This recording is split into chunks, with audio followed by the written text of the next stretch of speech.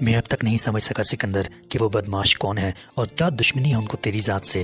محسن رضا نے عدالت سے نکل کے ہاسٹل کی طرف جاتے ہوئے کہا، میں یہ سوچ رہا ہوں بھائی محسن رضا کہ اگر میں اس ہوٹل کے کمرہ نمبر 302 میں پہنچ جاتا تو کیا ہوتا؟